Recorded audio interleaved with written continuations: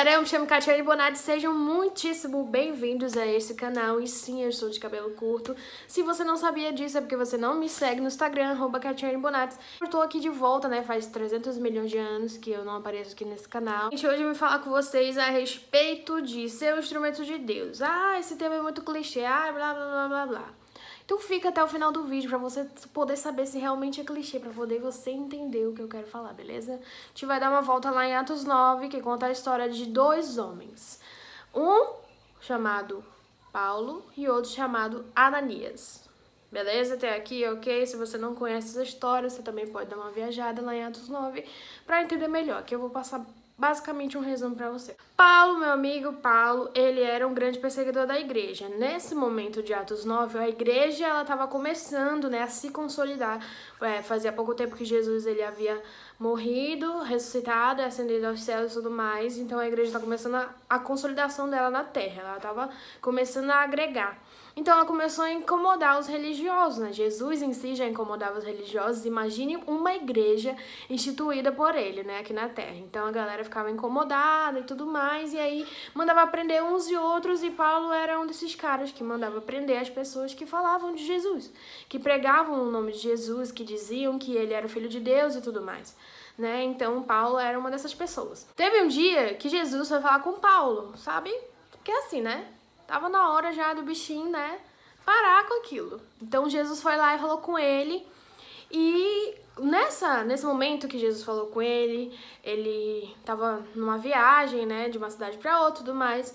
E aí ele ficou cego. Foi tão forte assim, uma grande voz com uma grande luz que falou com ele, que a voz era de quem? Jesus. Com isso ele perdeu a visão e aí ele foi levado para um lugar e tudo mais. Eu tô só explicando aqui o contexto para vocês.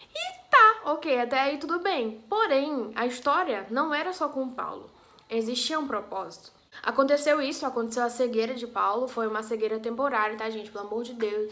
Deus não foi lá e cegou ele porque tava se vingando. Nada disso, tá? Tira isso da sua cabeça se você tinha esse pensamento. Se você não tinha, também ignora essa parte. E aí Deus foi lá com Ananias, que era membro da igreja primitiva e tudo mais. A gente chama de igreja primitiva porque foi a primeira igreja, né? Então, Deus foi falar com Ananias, literalmente falar com Ananias. Falou, olha, tem um cara que tá na rua, assim, assado, na casa do fulano, eu quero que você vá lá com ele, o nome dele é esse, e eu quero que você vá lá porque ele tá cego, e eu preciso que você vá lá para que ele recupere a visão e fale com ele que eu escolhi ele e tudo mais. E aí Ananias conhecia a história de Paulo, sabia que ele era um grande perseguidor da igreja, sabia que ele mandava prender as pessoas. Ananias contestou a vontade de Deus, contestou a ordem de Deus e falou assim, Deus, é o seguinte, esse cara que você tá falando pra mim, ele é um perseguidor da igreja, ele manda prender as pessoas, eu só tenho certeza que o senhor quer que eu vá lá? É tipo como se Ananias estivesse dizendo pra Deus, eu tenho medo de ir lá, e se ele mandar me prender? E aí, Deus falou, eu não quero saber. Eu quero que você cumpra a ordem que eu te dei, porque esse homem é pra mim um vaso escolhido, é um escolhido, eu chamei ele, eu sei o que ele já fez, e ele vai entender o que é sofrer pelo meu nome. Então tá, Ananias falou, beleza, se é Deus que tá falando, ele sabe o que ele tá fazendo, então eu vou lá. Daí ele foi lá, ele falou com Paulo, passou todo o recado de Deus, e o que aconteceu? Ele recuperou a visão, e instantaneamente ele recebeu ali o batismo com o Espírito Santo e tudo mais. Começou a pregar a palavra de Deus, dali começou o ministério dele, começou a andar, viajar e tudo mais. O Paulo que a gente conhece, que escreveu várias cartas a várias igrejas e tudo mais, esse daí. Existem dois personagens nessa história, certo? Ananias e Paulo. O que eu quero dizer é que muitas vezes a gente é Ananias e muitas vezes a gente é Paulo. Como assim?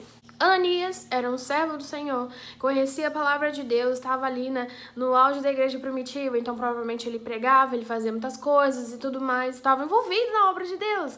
Crente, era um crente, entendeu?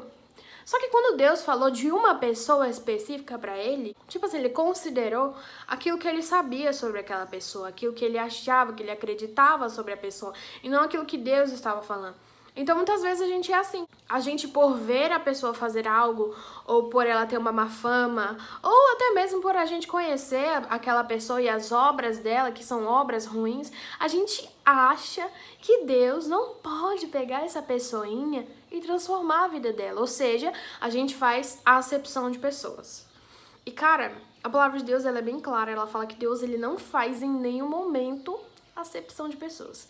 Então, quem sou eu? Quem somos nós para fazermos acepção de pessoas? Sabe, Ananias, ele hesitou por um momento, mas ele hesitou porque ele teve medo. Só que às vezes a gente não hesita porque a gente tem medo, a gente hesita porque a gente julga, a gente hesita porque a gente se acha mais santo que os outros, sendo que não existe um nivelamento de santidade, ok?